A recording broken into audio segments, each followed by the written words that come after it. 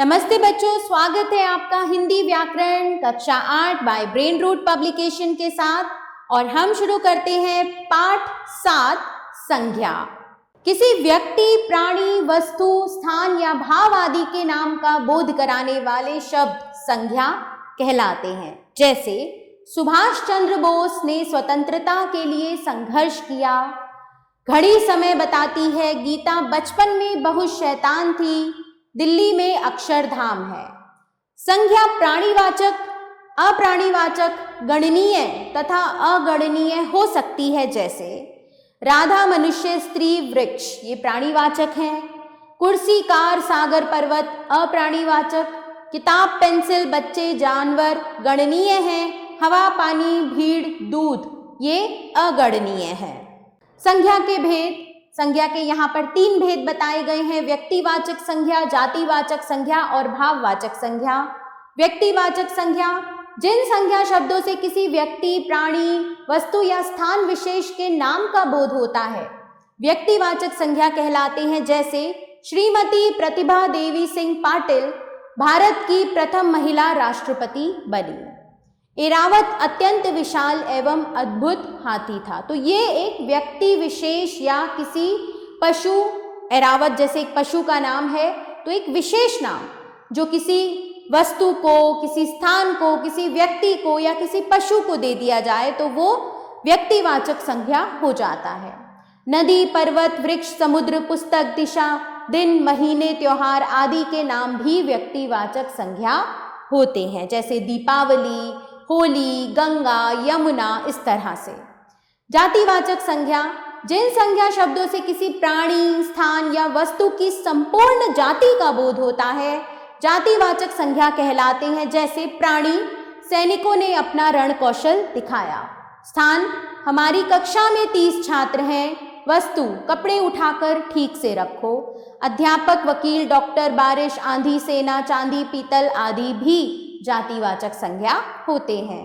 भाववाचक संज्ञा जिन संज्ञा शब्दों से किसी व्यक्ति, प्राणी, वस्तु अथवा पदार्थ के गुण, दोष, दशा, अवस्था, क्रिया के व्यापार आदि का बोध होता है, भाववाचक संज्ञा कहलाते हैं। जैसे मंदिर की सजावट देखने योग्य थी, भयंकर सूखे के कारण सभी जीव बेचैन हो गए।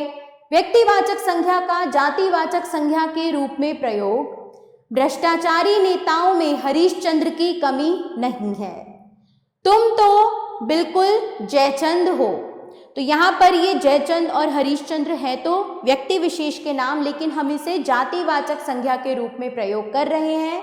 कैसे, समझिए। इन वाक्यों में हरीशचंद्र तथा जयचंद व्यक्तिवाचक संज्ञाएं हैं, किंतु इनका प्रयोग जातिवाचक संज्ञाओं के रूप में सत्यवादी तथा देशद्रोही के अर्थ में किया गया है।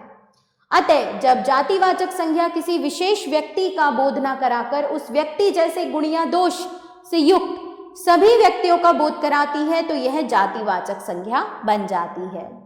अब जातिवाचक संज्ञा का व्यक्तिवाचक संज्ञा के रूप में प्रयोग, कभी कभी जातिवाचक संज्ञा जाति का बोध न कराकर किसी व्यक्ति विशेष का बोध कराती है, तब यह व्यक्तिवाचक संज्ञा बन जाती है। जैसे गांधी के देश में हिंसा शोभा नहीं देती, नेताजी ने आजाद हिंद फौज का गठन किया था। गांधी तथा नेताजी यद्यपि जातिवाचक शब्द हैं, परंतु यहाँ इन शब्दों से अभिप्राय क्रमशः मोहनदास करमचंद गांधी तथा सुभाष चंद्र बोस से है, अतः ये शब्द व्यक्तिवाचक संज्ञा है। अब हम देखेंगे बच्चों भाववाचक संज्ञा की रचना। भाववाचक संज्ञा शब्द जातिवाचक संज्ञा, सर्वनाम, विशेषण, क्रिया तथा अव्यय से बनाए जाते हैं। जैसे जातिवाचक संज्ञा से, सर्वनाम से, विशेषण से, क्रिया से, अव्यय से। जातिवाचक संज्ञा से भाववाचक संज्ञा बनाना, यहाँ जातिवाचक संज्ञा लिखी है और यहाँ भाववाचक। माता, मातृत्व, युवा, यौवन, शिक्षक, शिक्षा, स्त्री, स्त्रीत्व, तपस्वी, तप, कवि, कवित्व, राष्ट्र, राष्ट्र से दोबारा बोलो, राष्ट्र, राष्ट्रीयता, शत्रु, शत्रुता, दानव, दानवता, वकील, वकालत। शेष का अध्ययन आप स्वयं करेंगे। हम देखेंगे सर्वनाम से भाववाचक संज्ञा बनाना, मम, ममत्व या ममता, स्व, स्वत्व, निज, निजत्व या निजता, अहं, अहंकार, अपना, अपनत्व या अपनापन, आप, आपा। विशेषण से भाववाचक संज्ञा बनाना, मधुर मधुरता, गरीब गरीबी, करुण करुणा, कुशल कुशलता, मीठा मिठास, व्यापक व्यापकता, व्याकुल व्याकुलता, काला कालिमा। शेष का अध्ययन बच्चों आप स्वयं करें। क्रिया के भाववाचक संज्ञा बनाना, पूजना पूजा, बौखलाना बौखलाहट, धमकाना धमकी, हंसना हंसी, मांगना मांग, सजाना सजावट, दौड़ना दौड़, पहनना पहनावा, थकना थकान या थकावट, उलझना उलझन। शेष का अध्ययन बच्चों आपने स्वयं करना है। अव्यय से भाववाचक संज्ञा बनाना, समीप समीप्य समीपता, धिक धिक्कार, ऊंचा ऊंचाई, दूर दूरी, ऊपर ऊपरी, शीघ्र शीघ्रता। तो चलिए बच्चों दोहराएं।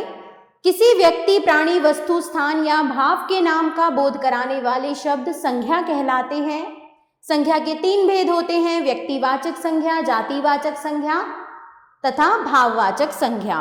जब व्यक्तिवाचक संज्ञा किसी विशेष व्यक्ति का बोध न कराकर उस जैसे सभी व्यक्तियों का बोध कराती है तब यह जातिवाचक संज्ञा बन जाती है। इसके विपरीत जब जातिवाचक संज्ञा किसी जाति का बोध न कराकर किसी व्यक्ति विशेष का बोध कराती है तब यह व्यक्तिवाचक संज्ञा बन जाती है। भाववाचक संज्ञा की रचना जातिवाचक संज्ञा, सर्वनाम, विशेषण, क्रिया तथा अव्यय शब्दों से की जाती है। तो चलिए बच्चों देखते हैं क्या सीखा। संज्ञा किसे कहते हैं उदाहरण सहित स्पष्ट करो। व्यक्तिवाचक संज्ञा का जातिवाचक संज्ञा में किस प्रकार प्रयोग होता है और भाववाचक संज्ञा किसे कहते हैं उदाहरण सहित स्पष्ट करो। बच्चों इन सभी प्रश्नों के उत्तर आपने पाठ के आधार पर स्वयं देने हैं। निम्नलिखित वाक्यों में संज्ञा शब्द चुनकर उनके भेद का नाम बताओ। भीड़ में फंसे बच्चे को रोहित ने गोद में उठा लिया। यहाँ बच्चे को हम जातिवाचक संज्ञा कहेंगे और रोहित व्यक्तिवाचक संज्ञा है। बच्चों ने मेले में हाथी देखा, ये सभी जातिवाचक संज्ञा है। कृष्ण और सुदामा ने मित्रता की मिसाल दी, तो कृष्ण सुदामा यहाँ पर व्यक्तिवाचक संज्ञा है और मित्रता यहाँ भाववाचक संज्ञा है। अन्य वाक्यों में आप स्वयं संज्ञा शब्द चुनेंगे और उनके भेद भी बताएंगे। निम्नलिखित वाक्यों के रिक्त स्थानों में भाववाचक संज्ञाएं लिखो। नितिन के पिता में, यहाँ हमें सज्जन दिया है तो सज्जनता की भावना है। आजकल लोगों में इंसानियत कम होती जा रही है। हमारे देश में प्रत्येक प्रांत का पहनावा भिन्न भिन्न है। आज देश में शिक्षा के स्तर को उठाना आवश्यक है। आज सभी तरह की बुनाई मशीनों से हो जाती है। दिए गए अनुच्छेद में संज्ञा शब्दों को रेखांकित करो। तो बच्चों यहाँ मैंने आपके लिए कुछ शब्दों को रेखांकित किया है। आपने इस अनुच्छेद को फिर से पढ़ना है और यदि आपको कोई और संज्ञा शब्द मिलता है तो आपने उसे रेखांकित भी करना है। सही कथन पर सही तथा गलत कथन पर गलत का चिन्ह लगाओ। किसी व्यक्ति, वस्तु, भाव तथा स्थान का बोध कराने वाले शब्द संज्ञा कहलाते हैं सही। जिन शब्दों से किसी गुण, स्थिति, दशा या भाव का बोध होता है उन्हें जातिवाचक संज्ञा कहते हैं गलत। जब कोई संज्ञा शब्द किसी समूह अथवा जाति विशेष का बोध कराते हैं वह भाववाचक संज्ञा कहलाते हैं गलत। संज्ञा के 3 भेद होते हैं सही। भाववाचक संज्ञा की रचना जातिवाचक संज्ञा, सर्वनाम, विशेषण, क्रिया तथा अव्यय शब्दों से की जाती है सही। करके देखो। कक्षा में 1 दिन के अनुभव को कार्य पुस्तिका पर लिखकर उनमें से संज्ञा शब्द छांटकर उनके भेदों के नाम लिखो। तो ये आप करके अवश्य देखेंगे। इसी के साथ बच्चों हमारा यह पाठ यहाँ समाप्त होता है। आभार बच्चों, मिलते हैं नए पाठ के साथ।